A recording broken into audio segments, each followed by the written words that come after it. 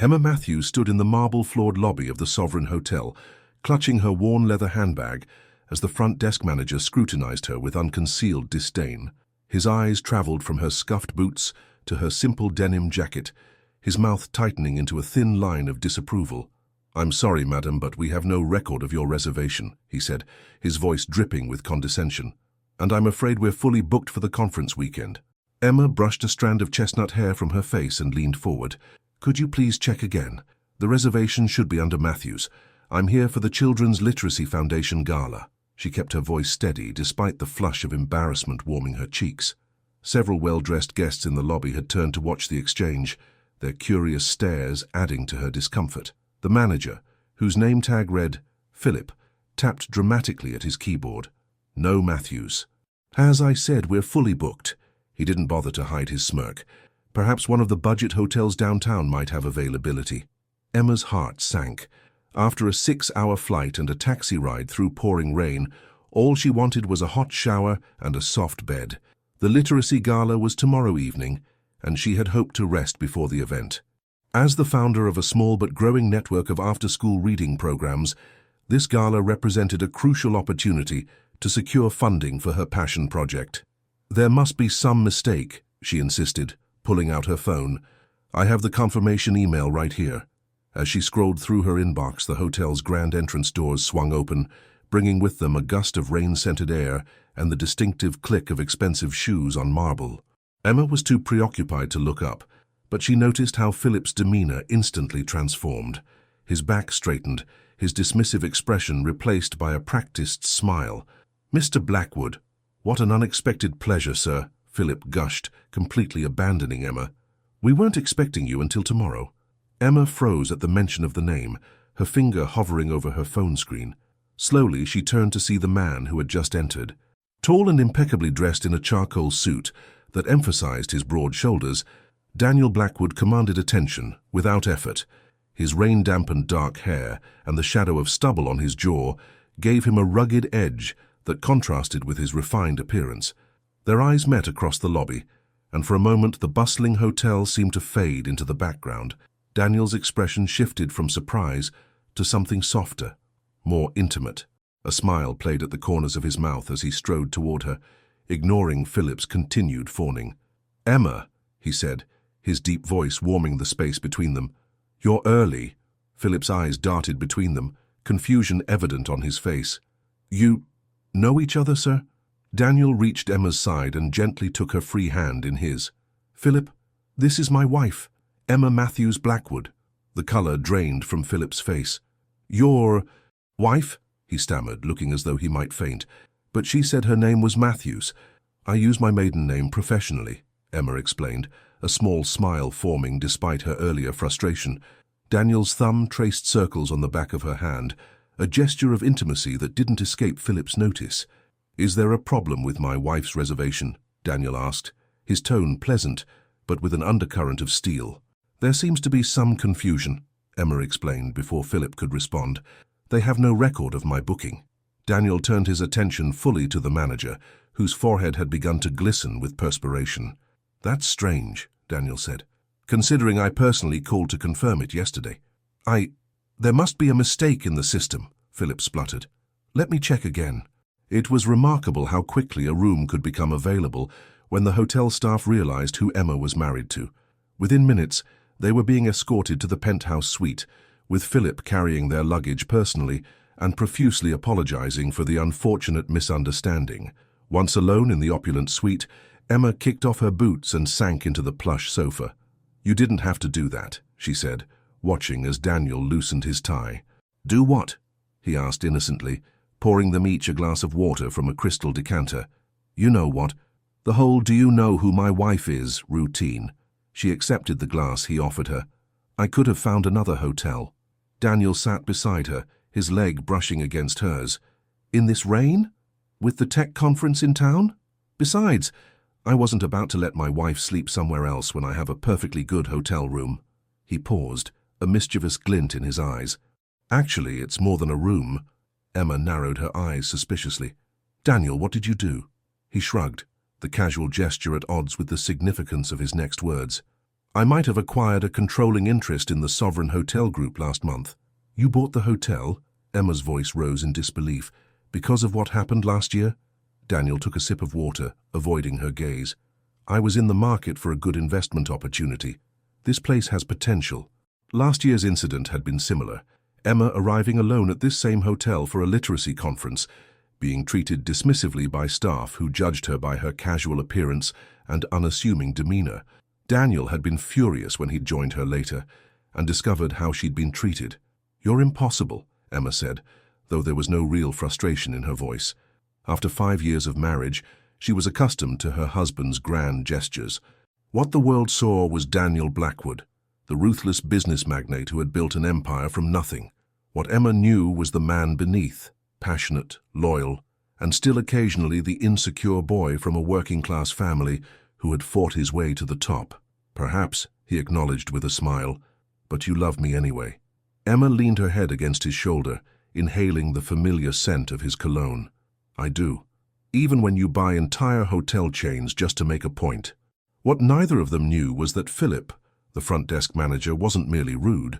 He was desperate. His recent actions at the hotel went far beyond poor customer service, and Emma's unexpected arrival threatened to unravel a scheme years in the making. As he retreated to his office, he made a phone call. We have a problem, he whispered urgently.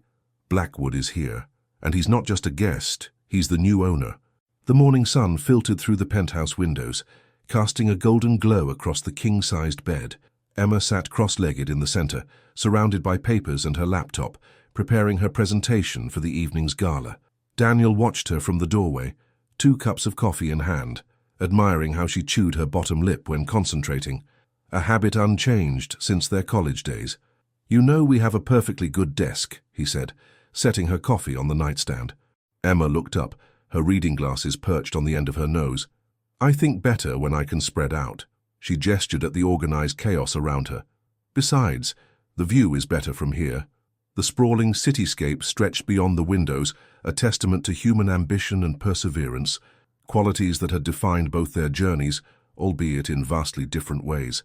Daniel sat on the edge of the bed, careful not to disturb her papers. Nervous about tonight? Terrified, Emma admitted with a small laugh. These people donate more money in one evening than my entire annual budget. If I can convince just a few of them to support the literacy program expansion, we could open centers in 5 more underserved neighborhoods by next year. What Emma didn't say was how uncomfortable these high society events made her feel. Though she now moved in wealthy circles because of Daniel, she remained the same small-town girl who had worked 3 jobs to put herself through college. The daughter of a factory worker and a school cafeteria cook, Emma had grown up understanding the value of education as a path to better opportunities, which fueled her passion for literacy programs. You'll be amazing, Daniel assured her. No one can resist funding your projects once they hear you speak about them. Emma set her laptop aside. That's because you're biased. Completely, he agreed with a grin that still made her heart skip after all these years. Their unlikely love story had begun 15 years ago in a university library. Emma, on a full academic scholarship, had been working the late shift when Daniel came in drenched from a rainstorm and desperate to print a paper due the next morning. His laptop had died, and the library was about to close. Emma had stayed an hour past her shift to help him salvage his assignment. At the time, Daniel had been just another struggling student, working nights at a bar to pay his tuition after his father's construction business went bankrupt. Their romance had blossomed over cheap coffee and shared textbooks, neither of them imagining the empire Daniel would eventually build with his innovative, sustainable construction technology. I've invited some potential investors to the gala tonight, Daniel said casually. People who might be interested in supporting your expansion plans. Emma's expression softened. Thank you, but please don't strong-arm anyone into donating. The last thing I need is people supporting the foundation just to curry favor with you. I would never, Daniel protested, though they both knew his influence often opened doors that would otherwise remain closed to Emma's small non-profit. A knock at the suite door interrupted their conversation. Daniel answered to find Philip, the front desk manager, looking significantly more accommodating than he had the previous evening. Mr. Blackwood, Mrs. Matthews Blackwood, Philip began, his smile strained. On behalf of the entire Sovereign Hotel staff, I wanted to personally invite you to a private champagne reception before this evening's gala, a small token of our apology for yesterday's misunderstanding. Emma exchanged a glance with Daniel, recognizing the calculated damage control. Before either could respond, Philip continued. I also took the liberty of upgrading several guests from your foundation to our executive suites. We value our relationship with the Children's Literacy Foundation and hope to host many of your events in the future. That's very generous, Emma said, genuinely surprised by the gesture. After Philip departed, promising to handle any requests personally, Daniel's phone buzzed. He frowned at the screen. It's Marcus. He says it's urgent. Marcus Chen had been Daniel's closest friend since college and now served as the CFO of Blackwood Enterprises. His calls were never trivial. Take it, Emma urged. I need to shower anyway. As Emma disappeared into the bathroom, Daniel answered the call. What's wrong? Marcus's voice was tense. We may have a problem with the Sovereign acquisition. I've been reviewing their financial records and there are discrepancies, significant ones. Money being moved through shell companies, profits understated in reports to investors, but overstated to potential buyers like us. Daniel's jaw tightened. You're saying we overpaid. I'm saying we might have been deliberately misled during due diligence.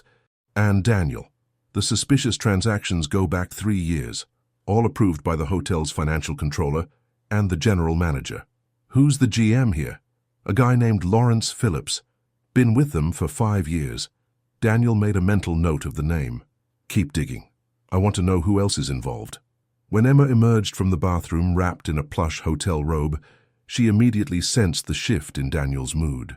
What happened? Nothing for you to worry about, Daniel said, forcing a smile. Just some business complications. Emma knew her husband well enough to recognize when he was shielding her from concerns.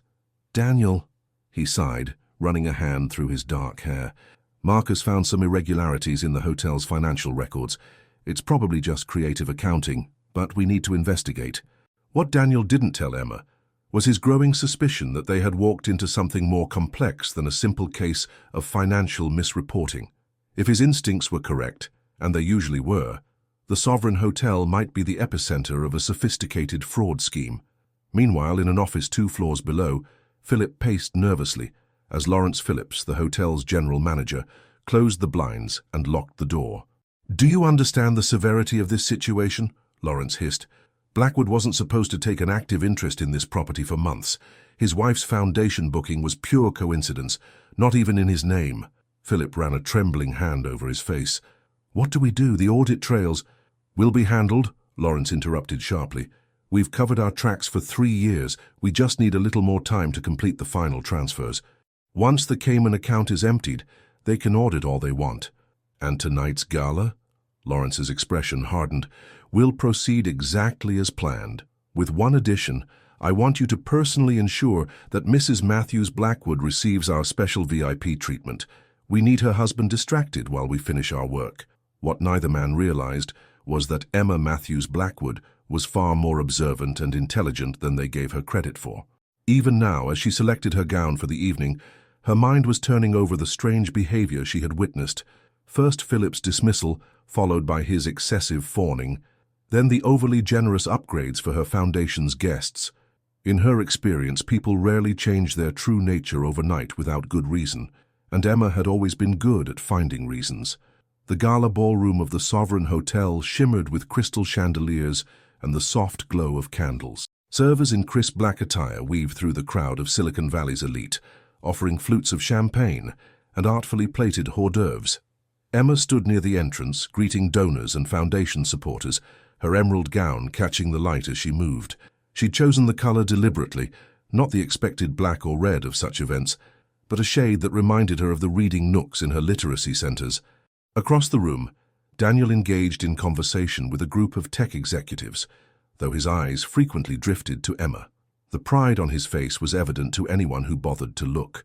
Unlike many of his peers who viewed charity work as a necessary social obligation, Daniel's support for Emma's foundation stemmed from genuine belief in her mission and in her. Your wife is quite impressive, noted Sophia Lin, the founder of a successful venture capital firm. I visited one of her reading centers in East Palo Alto. The impact on those children is remarkable. Daniel nodded. watching as Emma laughed at something an elderly donor said. "She built it all herself, refused to take my money for the first 3 years." "Smart woman," Sophia replied. "Established her credibility independently." "That's Emma," Daniel agreed. "Stubborn and brilliant." Philip appeared at Daniel's elbow, offering a fresh drink on a silver tray. "Mr. Blackwood, General Manager Phillips would like to introduce you to some of our regular corporate clients. He believes there may be synergies with your construction technologies." Daniel accepted the drink, but hesitated.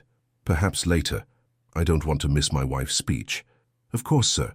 Mr. Phillips will be disappointed, but he understands the importance of tonight's event for Mrs. Matthews Blackwood." Philip's smile didn't reach his eyes. "He's particularly interested in discussing the hotel's upcoming renovation plans, given your expertise in sustainable building methods." Something in Philip's insistence triggered Daniel's business instincts. After years of high-stakes negotiations, he had developed a keen sense for when someone was trying too hard to direct his attention elsewhere. "Tell Phillips I'll find him after the speeches," Daniel said firmly, dismissing Philip with a subtle shift in posture. As the front desk manager retreated, Marcus appeared, his expression grave. "We need to talk," he murmured. "Not here." They moved to a quiet corner near the service entrance. "The discrepancies are worse than we thought," Marcus said, keeping his voice low. "They've been systematically skimming from corporate clients for years, billing for phantom services, charging for upgrades never provided, manipulating occupancy rates to investors." Daniel's face hardened. "How much?" "At least 20 million across the hotel chain. The pattern suggests the same scheme at all 12 properties, but this location is the hub." Marcus hesitated. "There's more. The shell companies trace back to a holding firm registered to Lawrence Phillips and 3 other individuals, including someone named Vance Ellison." The name struck Daniel like a physical blow. Vance Ellison had been his first investor, and his worst mistake. The man had provided crucial funding for Blackwood Enterprises in its infancy, only to attempt a hostile takeover when the company began to succeed. The legal battle had nearly bankrupted Daniel, but he'd survived and eventually thrived, while Ellison faded into obscurity after a series of failed ventures. "Ellison," Daniel muttered. "This isn't coincidence." "I don't think so either," Marcus agreed. "The timing of your acquisition, Emma's foundation booking this hotel, it feels calculated." Before Daniel could respond, the lights dimmed slightly, signaling the start of the formal program. He spotted Emma moving toward the podium, her expression composed, but with the slight furrow between her brows that betrayed her nervousness. "Keep digging," Daniel instructed Marcus, "and find out where Ellison is right now." As Emma took her place at the microphone, the room fell silent. Her voice, clear and passionate, filled the space as she spoke about literacy as the foundation of opportunity, sharing stories of children whose lives had been transformed by the simple ability to read and comprehend. "Literacy isn't just about books," she said, her gaze sweeping across the audience. "It's about giving children the tools to write their own stories, stories that don't have to be limited by where they were born or what their parents do for a living." The audience was captivated, many nodding in agreement or discreetly wiping away tears as Emma shared a video of program participants reading their own creative writing. As she concluded to enthusiastic applause, Daniel felt a surge of pride coupled with growing concern. If Ellison was involved in the hotel scheme, and if he knew about Daniel's acquisition, Emma could be a target, a way to get to Daniel through someone he loved. Across the room, Philip whispered urgently to Lawrence Phillips, a tall man with silver-streaked hair and the artificial tan of someone who spent more time in boardrooms than outdoors. Lawrence's expression darkened as he glanced toward the podium. "He declined the meeting," Philip reported, "and his CFO is here. They've been talking privately."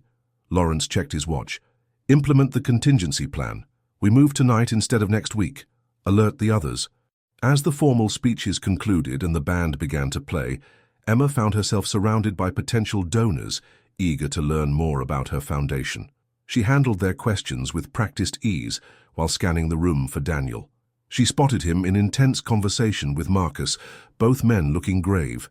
Something was wrong. She excused herself and was making her way toward her husband when Philip intercepted her. "Mrs. Matthews Blackwood, you were magnificent," he gushed. "Several of our most important patrons have expressed interest in supporting your foundation. If you'll allow me, I'd like to introduce you to them personally." Emma hesitated. "That's very kind, but I was just—" "They're about to leave for another engagement," Philip pressed. "It would be only a moment of your time, and they rarely make charitable commitments without personal introductions." Professional obligation warred with personal instinct. Finally, Emma nodded. "Of course, lead the way." Philip guided her not toward the main ballroom doors as she expected, but through a side entrance that led to a corridor of private dining rooms. As they walked, Emma noted the absence of other guests or staff in this section of the hotel. "The Sovereign's owners prefer privacy when discussing philanthropic endeavors," Philip explained, noticing her questioning glance. "Just through here." He opened the door to a lavishly appointed private dining room, gesturing for Emma to enter.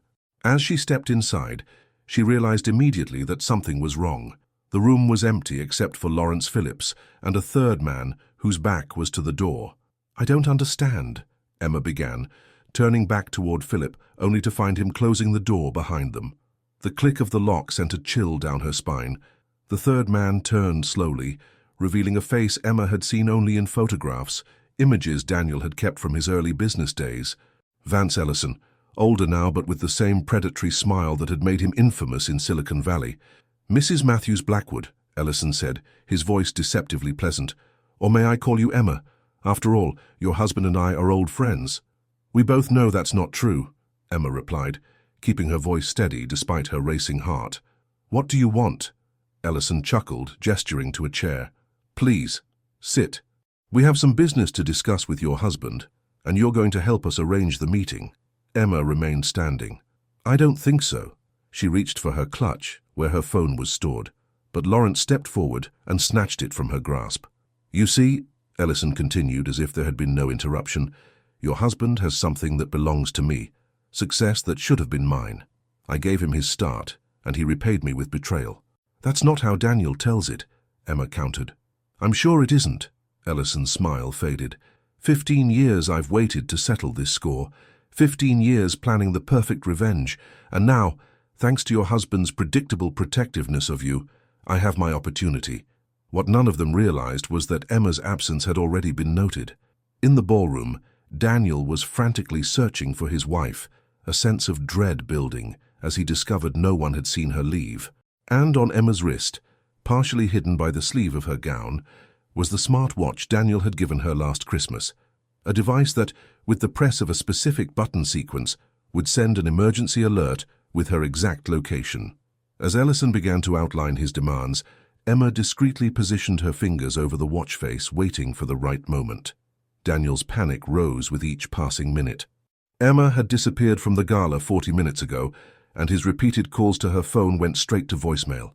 Security footage showed her leaving the ballroom with Philip, but there was no record of where they had gone after entering the service corridor. "I found Ellison," Marcus said urgently, returning from a call in the hallway. "He's here, in the hotel. His car service dropped him off 2 hours ago." The pieces clicked into place in Daniel's mind with terrifying clarity. This was never about the hotel fraud. That was just the bait to get me here. His voice hardened. "Ellison's using Emma to get to me." Before Marcus could respond, Daniel's phone vibrated with an alert, the emergency notification from Emma's smartwatch, showing her exact location in a private dining room on the mezzanine level. "Call hotel security and the police," Daniel instructed, already moving toward the stairs. "Tell them there's a hostage situation." Marcus grabbed his arm. "Wait. Ellison must have planned this for months. If we bring in authorities too soon, I'm not waiting while my wife is in danger." 2 minutes, Marcus insisted. "Give me 2 minutes to access the security system. We need eyes inside that room before you go charging in." Those 2 minutes felt like an eternity, but Marcus's caution proved valuable. Using his tablet connected to the hotel's security network, an access point they'd gained during the acquisition, they pulled up the private dining room's security feed. The small camera mounted discreetly in the corner revealed Emma seated at a table with Ellison, Lawrence, and Philip standing nearby. She appeared calm but alert, her posture rigid. "I need to hear what they're saying," Daniel muttered. Marcus tapped at his tablet, enabling the audio feed. "Your husband has 15 minutes to arrive alone," Ellison was saying. "If he brings anyone, security, police, his CFO, our agreement is void." "And what agreement is that?" Emma asked, her voice remarkably steady. Ellison smiled thinly. Daniel signs over 51% of Blackwood Enterprises to me, and you both get to walk away unharmed. Emma raised an eyebrow. You can't seriously believe he would do that. For you, he'd burn his empire to the ground. Ellison leaned forward. I've watched him build his company with the same drive and brilliance that should have made me a billionaire. I gave him his start, you know, his first investor when no one else would touch his sustainable construction nonsense. So, this is about revenge, Emma concluded. Not business. It's about justice, Ellison snapped, his composure cracking momentarily. Your husband stole my future. Daniel had heard enough. We need to get her out of there, now. Security and police were on their way, but Daniel knew Ellison's history of volatility. The man wouldn't hesitate to escalate the situation if cornered. There's a service entrance to that room, Marcus pointed out on the building schematic he'd pulled up. If we can create a diversion from the main door, leave that to me, Daniel said grimly. Inside the private dining room, Emma maintained her outward calm while her mind raced. The men had made a critical mistake in underestimating her, a common occurrence in her life that she had learned to use to her advantage. They saw Daniel Blackwood's wife, not Emma Matthews, the woman who had built a non-profit organization from nothing, navigating bureaucracy and securing funding through sheer determination. She had already pressed her watch's emergency alert, knowing Daniel would understand its significance. Now she needed to buy time and, if possible, create division among her captors. Philip seems nervous, she observed casually. I'm guessing hotel fraud wasn't part of his original career plan. Philip flinched visibly. I didn't... Enough, Lawrence interrupted sharply. Don't engage with her. Emma smiled slightly. How much is he paying you to? Enough to justify prison time when this falls apart. Because it will. She turned her attention back to Ellison. Men like you always overreach. That's why Daniel succeeded where you failed. Ellison's face darkened with rage. Careful, Mrs. Blackwood. My patience has limits. It's Matthews Blackwood, she corrected him calmly. And so does mine. A sharp knock at the door silenced the room. Ellison nodded to Lawrence, who moved cautiously to answer it. Who is it? Lawrence called. Room service, came the reply in a voice that made Emma's heart leap. Daniel. We didn't order, Lawrence began, but Ellison cut him off with a gesture. It's him, Ellison said with satisfaction. Right on time. He turned to Philip. Check through the peephole, make sure he's alone. As Philip moved to the door, Emma surreptitiously unbuckled the high-heeled shoes she'd worn all evening. If an opportunity presented itself, she wanted to be ready. The next moments unfolded in a blur of motion. As Philip peered through the peephole, the service entrance at the opposite side of the room burst open. 2 hotel security officers rushed in, just as Daniel crashed through the main door, catching Philip off guard and sending him sprawling. Lawrence lunged for Emma, but she was already moving, driving the sharp heel of her shoe into his instep with all her strength. He howled in pain, his grip loosening enough for her to twist away. Ellison, seeing his plan disintegrating, reached inside his jacket. Nobody move, he shouted, revealing a small handgun. The room froze. Ellison aimed the weapon at Emma, his hand trembling slightly. This isn't how I planned it, Blackwood, but the outcome can still be the same. Sign over the company, or your wife dies. Daniel stepped forward slowly, placing himself between Emma and the gun. It's over, Vance. Police are surrounding the building. There's no scenario where you walk out of here in control. Then I have nothing to lose, Ellison replied, his finger tightening on the trigger. What happened next would later be pieced together from security footage and witness statements. Emma, refusing to let Daniel shield her, moved alongside him.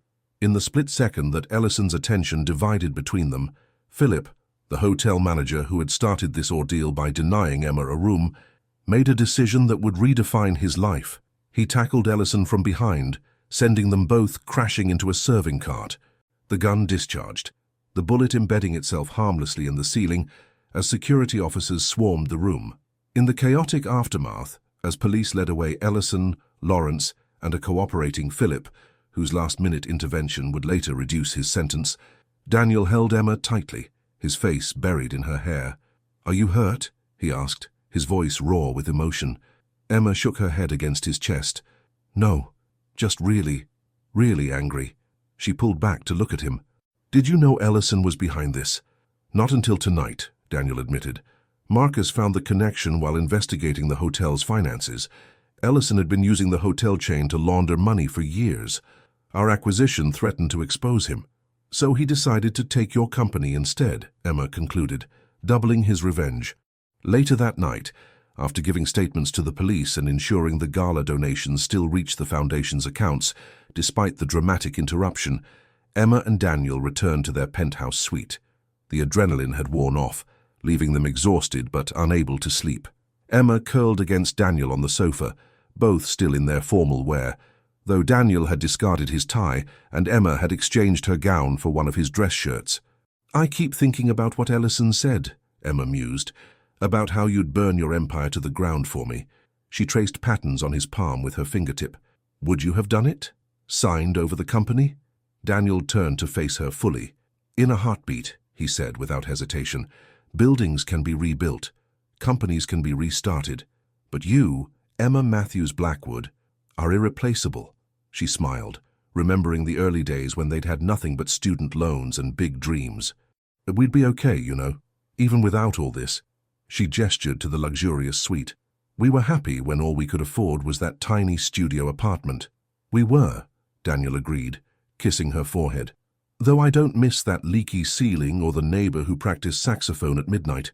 Emma laughed, the sound chasing away the last shadows of the evening's danger. "I don't know.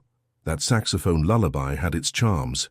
6 months later, the Sovereign Hotel hosted another Children's Literacy Foundation gala, this time with Emma as the hotel's honored guest rather than a simple patron.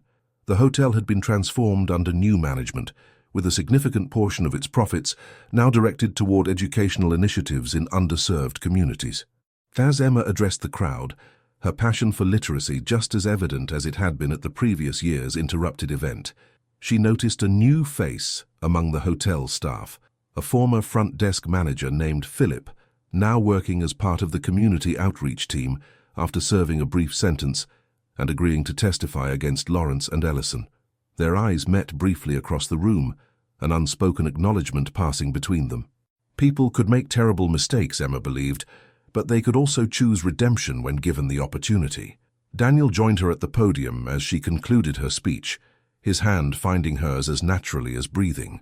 The simple woman, who had once been refused entry to this very hotel, now stood as its most valued guest, not because of her husband's wealth or power, but because of her own unwavering determination to create change in the world. One book, one child, one life at a time.